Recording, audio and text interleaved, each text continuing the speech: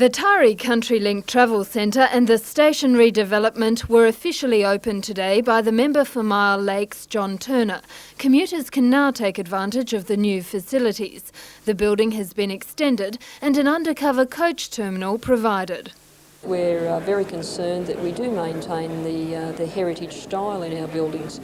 Tari, of course, externally really looked like a warehouse, and we were able to actually enhance it and bring the old turn of the century style and incorporate it into modern architecture. Tari people will also benefit from an additional XPT service operating between Sydney and the mid-north coast. After the introduction of the new Explorer train to the northwest in the middle of 1993, that XPT train will be transferred to the mid-north coast and operate between Sydney and Grafton.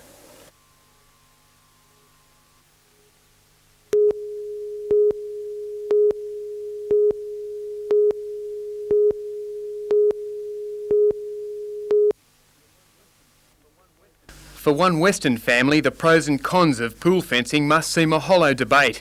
Their pool had both perimeter and isolation fencing and complied to local government regulations, but that wasn't enough to keep their youngest son out of harm's way. In state government, the debate is over whether backyard pools should be subject to both types of fencing.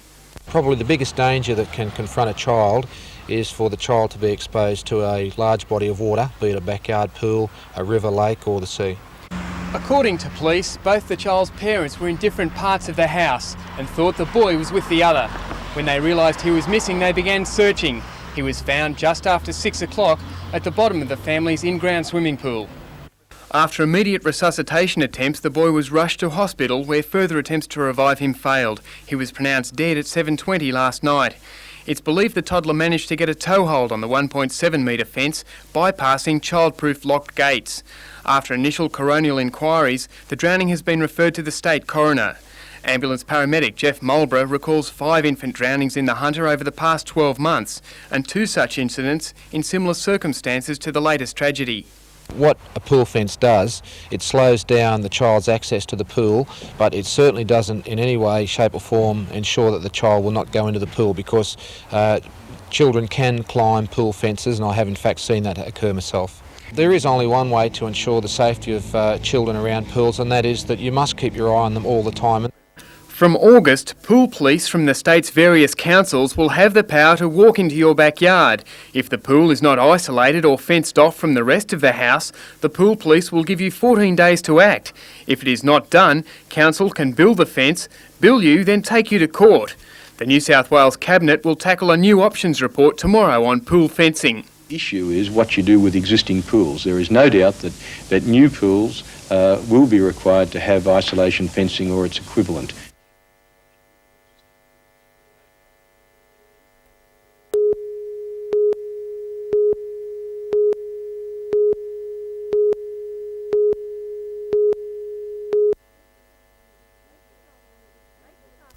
Late this afternoon, St Philip's staff refused to comment publicly about the incident, instead issuing a press release. News reports have cited teachers threatening to resign and one parent driving to Sydney to collect children from the camp after they'd been frightened by religious talks during which speaking in tongue occurred. School staff say things have been blown out of proportion, describing it as a case of younger students incorrectly interpreting a religious talk. Although declining to comment on camera, the school's principal said the matter would be dealt with by and within the school. NBN was unable to contact any of the students or parents concerned to get their side of the story. The school's principal says a parent meeting is planned for tomorrow night to explain the situation and allow parents to air their opinions. Catherine Lamond, NBN News.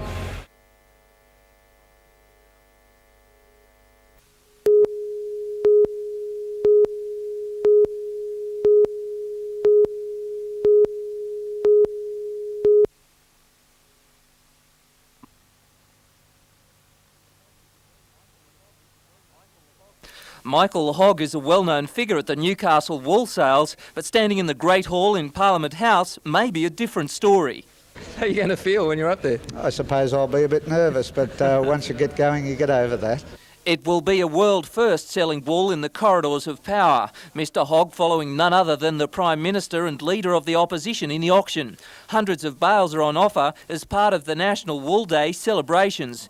The auction will be televised and sent to 25 countries around the world. And good news for the local industry with the announcement of a $175 million export deal with China. According to the Department of Agriculture, the Chinese textile industry is becoming more sophisticated and is destined to be a major force in the market.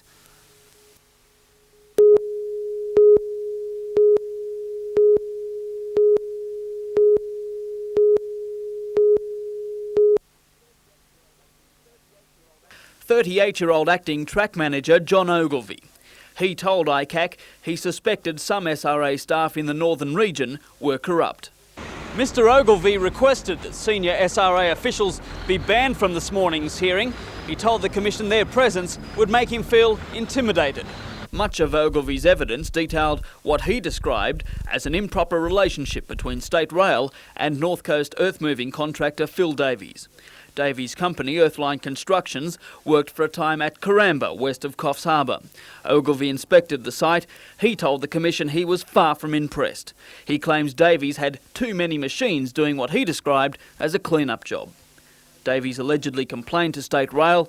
Ogilvie says he was told he was never to go back to the site again. He described supervision on SRA sites as very poor, sometimes non-existent. Ogilvie's evidence involving one official was suppressed. The hearing continues. Anthony Griffiths, NBN News.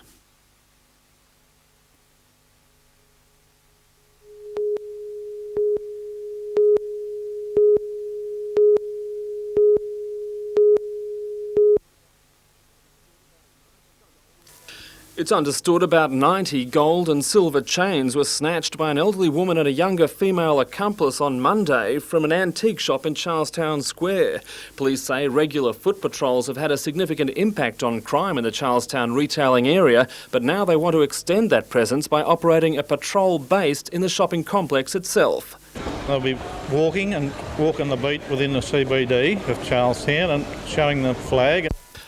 The Shop Watch program will operate from Kmart from next Monday for a 3-week trial, providing information and a reassuring police presence. There's also an element of childminding. Police say Charlestown's Central Business District is a popular venue for youngsters, especially teenagers. A lot of juveniles and young people come to this area, yes.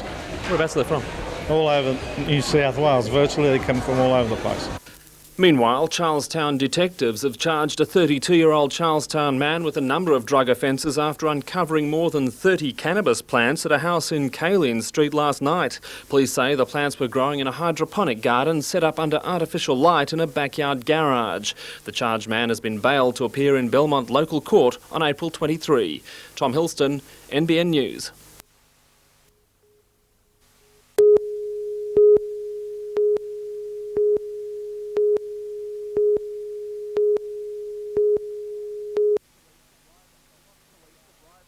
Police arrived at the hospital around midday with rumours of a clash on the picket line. The Wall's End protesters beefed up their defences with 20 unionists from Trades Hall after they were told a representative of the Area Health Service would break the picket to retrieve $200,000 worth of eye surgery equipment. We do not want violent confrontation with either Dr Marie Jump or any other member of the staff, nor do we want confrontation with the police. Emotions were running high as the protesters, who have been on the site for 8 months, said they were there to stay. We're here and everybody's backing us up and we're not letting the equipment go. A little shaken, the Area Health Services representative, Dr Marie Jump, said she wouldn't break the picket today, but highlighted the medical equipment was desperately needed. We're starting ophthalmology surgery at Royal Newcastle on the 24th of this month, and all of the equipment that we need is at this hospital. After consultation, it was agreed the Area Health Service, the protesters and Trades Hall would meet tomorrow to try and resolve the issue. The protesters say they're not prepared to budge. Peter Ryan, NBN News.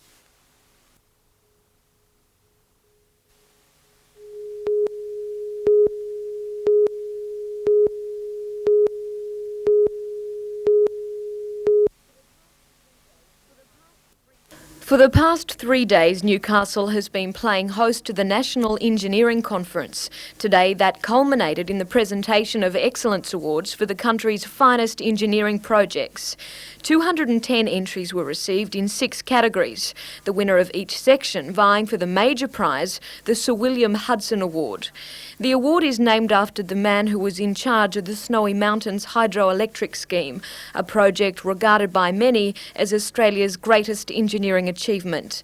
The award therefore is highly prestigious, and this year was taken out by a Newcastle project. Nick Robinson is the manager of the Australian Manganese Company, a subsidiary of BHP. The company has developed Australia's first EMD plant, which manufactures manganese diamide, a vital ingredient in the making of dry cell batteries. There are approximately 30 billion batteries produced in the world every year. The plant is the culmination of 15 years research, providing over $30 million a year in exports. So it's a tribute to Newcastle. This project was researched here in Newcastle, was developed here in Newcastle, and now it's managed here in Newcastle.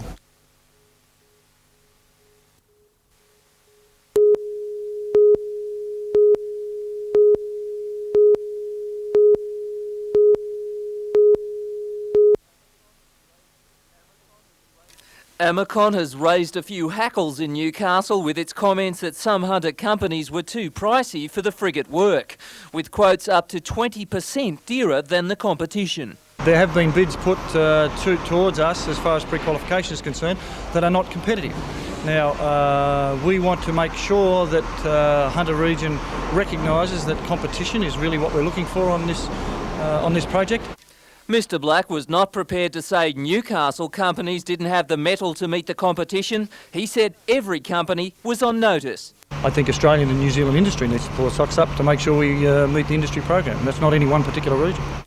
Mr Black says his company has spent more time in Newcastle than anywhere else teeing up work for the project. This time he's in the city for 2 days speaking with a dozen companies. He'll speak with community groups tomorrow. More than $400 million of business is on offer.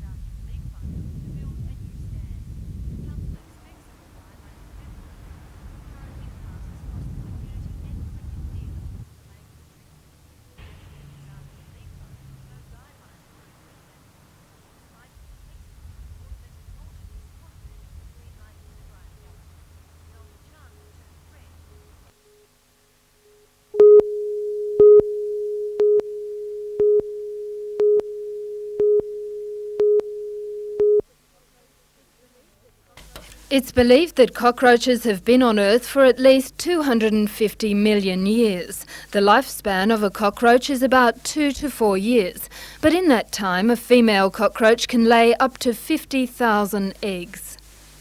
Cockroaches are reputed to be able to survive a nuclear holocaust. You can freeze them and thaw them out a year later if you need to. You could put 240 volts from the power point through a cockroach for 15 minutes, take it away and he'd get up and walk away again. It's no wonder that when they move into your house, they can be extremely difficult to eradicate. Greg Jeffries says he's come up with something that can kill them. Last year, he was chosen as Queensland's Inventor of the Year for coming up with this contraption. The zapper, as it's called, runs on electricity. A pellet is placed in the machine which attracts the cockroach. Once inside, the cockroach is zapped with 6,000 volts.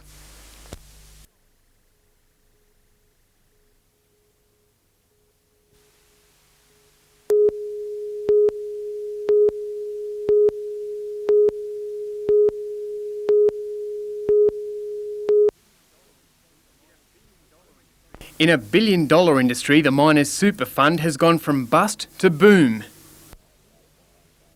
At the end of the financial year 1988, the fund only had $64 million in net cash assets, whilst we had a residual liability exceeding $500 million.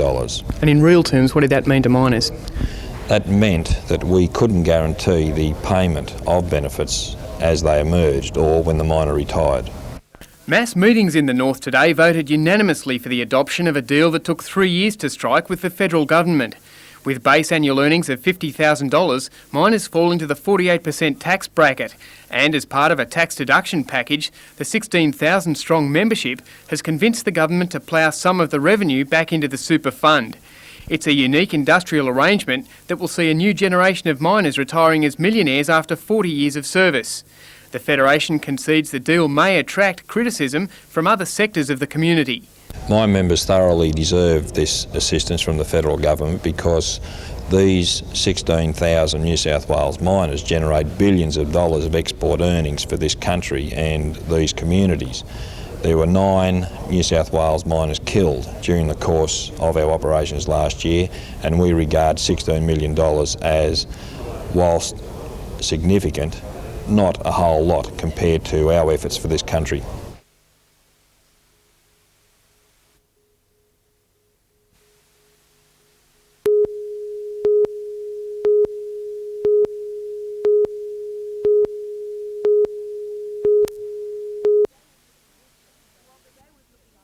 While the day was looking good for Australia's chances at Barcelona, the shock performance came from Commonwealth butterfly champion John Seaborn.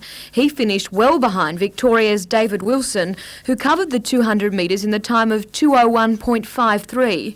Seaborn's time of 2:06 failed to secure him a spot in the final. Later in the morning, Nicole Stevenson, nee Livingston, took out the women's 100-metre backstroke in the time of 1:02.76. It was the best of the morning and under the Olympic qualifying mark. But while 10 of this morning's swims were under qualifying time, officials say tonight's finals will be the true test.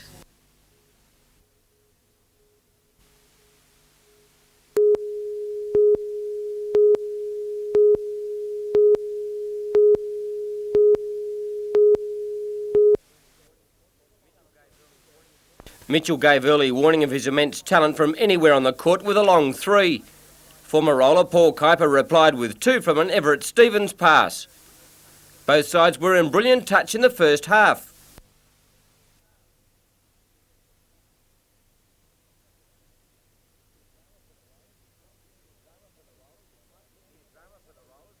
Near drama for the Rollers as Mike Mitchell crashed heavily, but he bounced back to nail another 3-pointer. Roughhouse tactics fuelled the intensity of the battle, but Bateman scored to give the Rollers a 7-point half-time lead. Mitchell dropped another bomb to open up a 16-point gap before Michael Johnson got hot. The Falcons continued their fight back, Green with 3 and Stevens with another. The margin 2 points at the last change.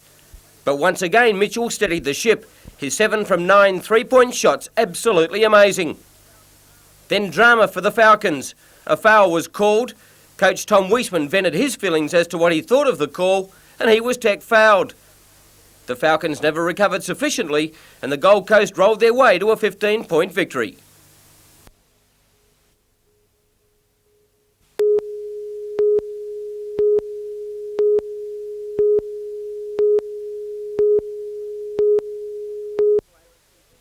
The fall of favourites continued this morning when former world champ Martin Potter was defeated by Californian Mike Parsons.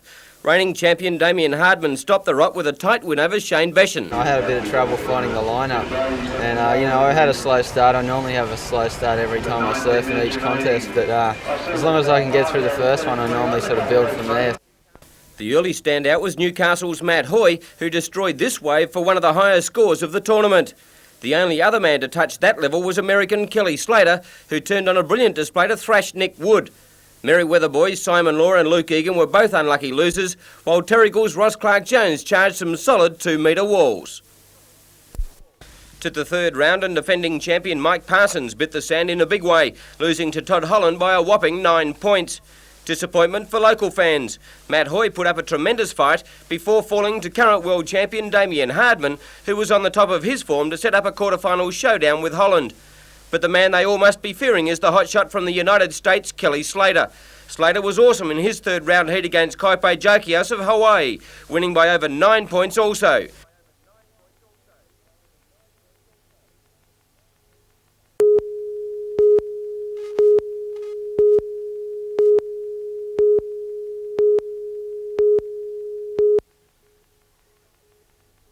For 5 years, the Bloomfield pit has been running at a loss. Management now says it's lost the battle against depressed coal prices. The colliery employs 40 men underground, another 25 work on the surface, and the next battle is saving those jobs. We're looking towards redeploying some of the people into the open cut, both at Bloomfield here at East Maitland and to the Ricks Creek mine. 2 major factors have influenced the decision to close the mine. 1, an oversupply of coal on the world market, and 2, the exchange rate between the Australian dollar and the US dollar. All of the contracts are written in US dollars. So the income to the mine, for an example, at this mine, the income per tonne of coal today is the same as it was in 1983.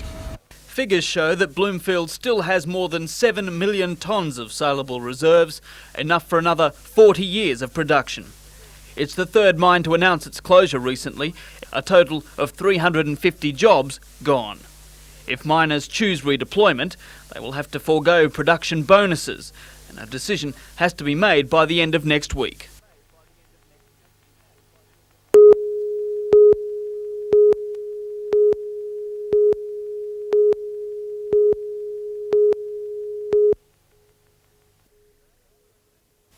Today, a selection trial for both the New South Wales and Australian teams. 200 tumbling teens turned out, including national reps Jackie Cully, Donna White and Peter Christie, all vying for a limited number of positions.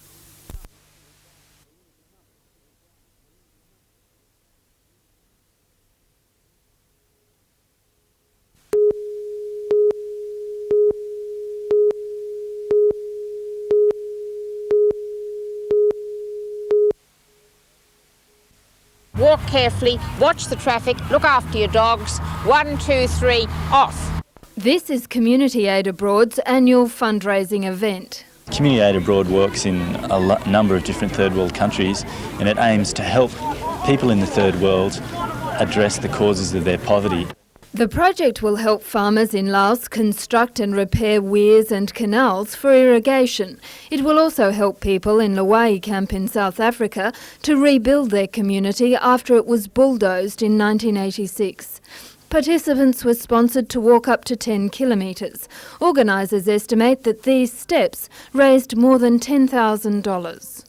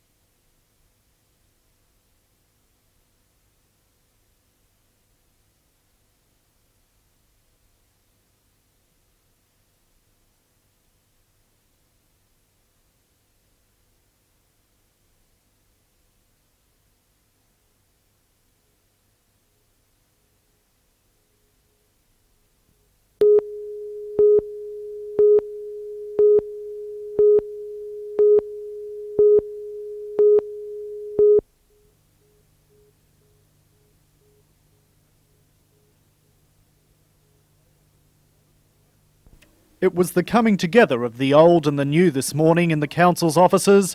Barry Lewis preparing to retire after 15 years as town clerk, and Bill Grant his successor.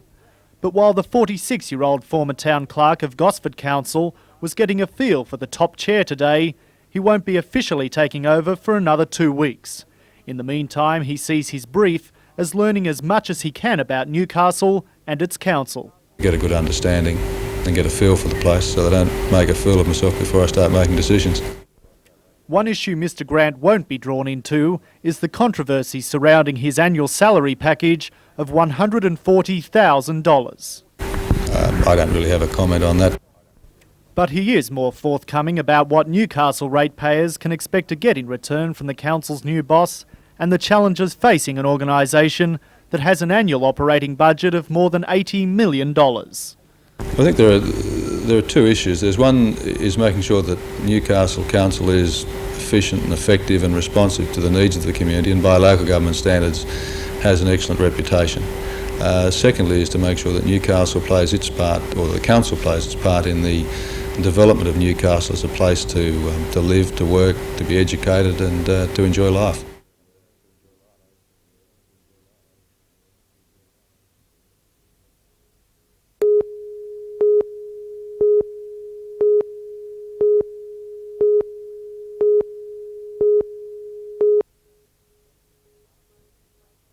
The annual Classic attracted competitors from Grafton, Moree, Tamworth and Glen Innes. The tournament was sponsored by local professional Malcolm Williams, who provided golf equipment and trophies as prizes.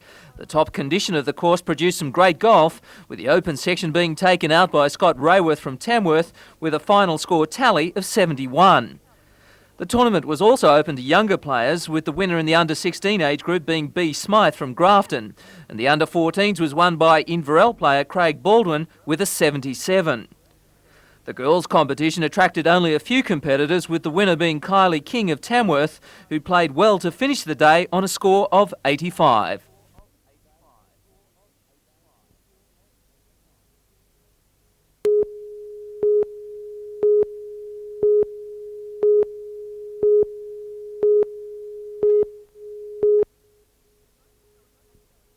The motor show attracted exhibitors from across New South Wales. There was something for everyone, from Harley-Davidsons to a police car and rescue vehicles. In all, there were 110 cars on display, 47 bikes and numerous trade exhibits from local businesses. The younger set were even catered for with this number. 5,000 car lovers visited the motor show. As well as the static displays, the crowds were also treated to a display by Australian motorcycle riding champion Shane Mitchell. His skilled riding at times left the crowd amazed.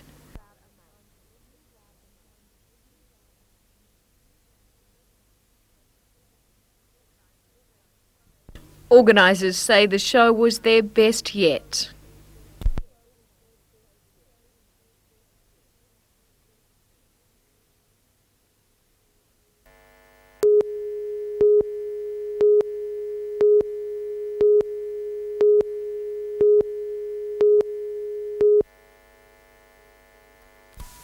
"60 wharfies finished up on midnight Sunday on redundancy packages provided under the Waterfront Industry Reform Authority's ongoing early retirement scheme, but about 20 of the men were back at work on Monday, loading for Conos stevedoring as supplementals. The company had already drawn on a skilled pool of surplus labour created by restructuring called the Transitory Labour List, but they needed more. Waterside Workers Federation Secretary Bill Kent says the job was an unusual one-off arrangement. And because the redundancy and that hasn't come through as yet and won't come through for a couple of weeks or 3 weeks, basically they haven't been paid out. They're still on the payroll. So we only use them to make sure that these ships could get to manning and get out of the port in their allotted time. The union says other Newcastle-based stevedoring companies have already entered enterprise bargaining agreements which allow them to work extra shifts, reducing the demand on the transitory labour list. The union says the issue highlights a significant problem in the Port of Newcastle: restrictions on cross-hiring of labour between stevedoring companies. As elsewhere in Australia, Newcastle stevedoring companies don't permit cross-hiring of workers from rival firms who may have men idle on the day, even though Newcastle's general cargo handling section has distinct peaks and troughs in operations. The silly part about that is that they could be bringing labour in from Sydney out of that company, the Short, whilst you've got labour domiciled in the port sitting at home doing nothing. Is there any way of correcting that? Is there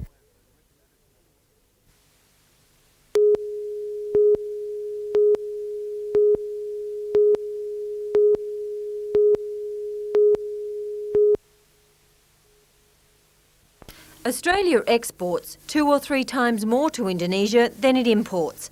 That represents an annual return of around $1 billion. So why promote more investment in our third world neighbour? It is an economic development plan that provides a great deal of opportunity for Australian companies, both in trading and investment, technology transfer.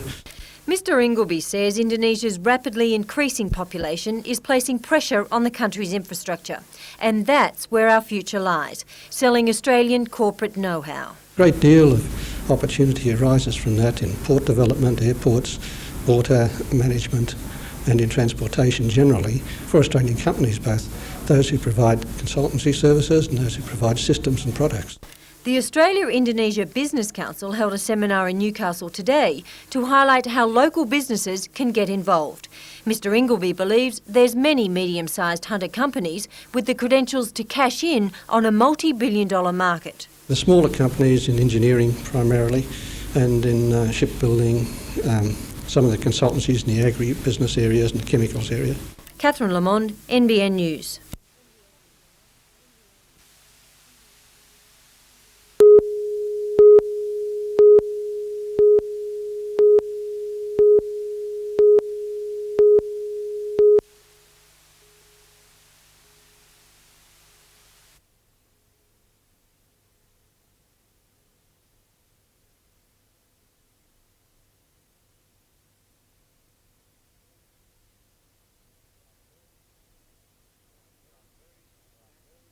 There are very substantial taxes that people already pay on foodstuffs and on grocery items, which we will remove.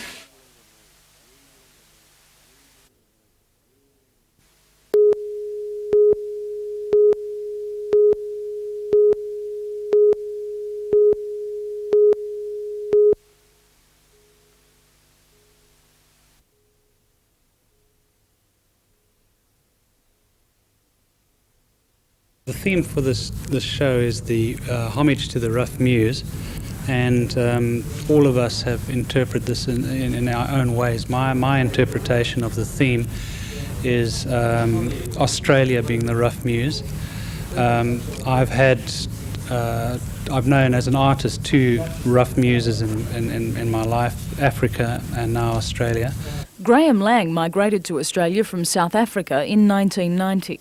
Inspired by the story of Burke and Wills, he created this piece entitled Burke's Bad Dream. The materials that I've used here, for example, the railway sleepers, are suggestive of breaking open new territory. All the symbols, for example, the birds, the horses' heads, the fish forms and so on, are all symbols of migration or travel. But the exhibition is not limited to sculpture. It also features the works of Patricia Wilson and Gordon Rintoul. Painting is sort of an odd corner of Newcastle, little bits that you see here and there, of decaying and neglected areas. The old cemetery, which people have forgotten about, the gnarl tree, the way in which industry has created in the past barren landscapes. The exhibition opens on Saturday and runs until May the 10th.